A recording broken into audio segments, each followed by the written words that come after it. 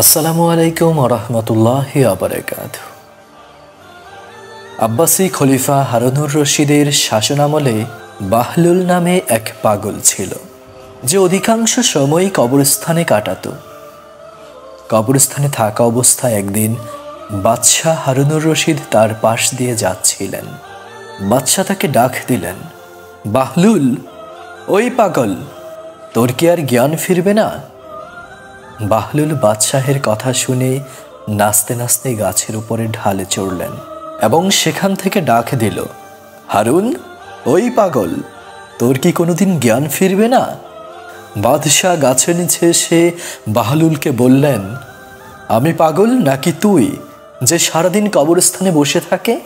বাহলুল বলল, আমি বুদ্ধিমান। বাদশাহ বললেন, কিভাবে? বাহলুল রাজপ্রাসাদের দিকে ইঙ্গিত দিয়ে বললেন, আমি জানি এই রঙ্গিলা দালান ক্ষণিকের আবাসস্থল এবং এটি স্থায়ী নিবাস।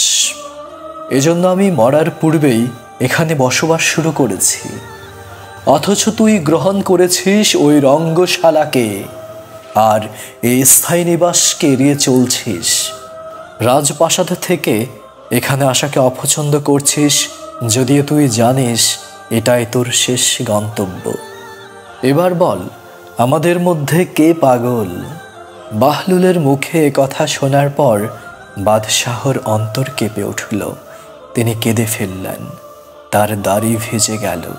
তিনি বললেন, খোদার কসম, তুমি সত্যবাদী, আমাকে আরও কিছু উপদেশ দাও।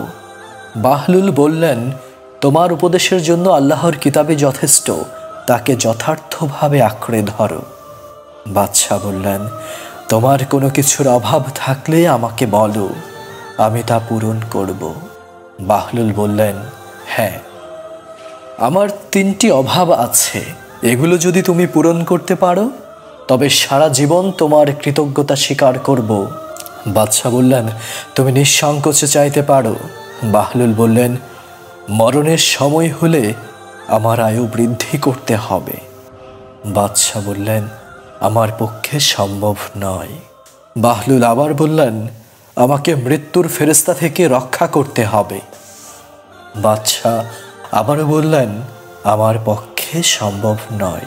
তৃতীয় প্রশ্নে বাহলুল আবার বললেন, আমাকে জান্নাতে স্থান করে দিতে হবে এবং জাহান্নাম থেকে আমাকে দূরে রাখতে হবে। তার কথা শুনে বাদশাহ আবার বললেন, আমার পক্ষে সম্ভব নয়। বাহলুল বললেন, তবে জেনে রাখো, তুমি বাদশাহ নও, বরং তুমি অন্য কারো অধীনস্থ। অতএব তোমার কাছে আমার কোনো চাওয়া বা প্রার্থনা নেই। সুবহানাল্লাহ।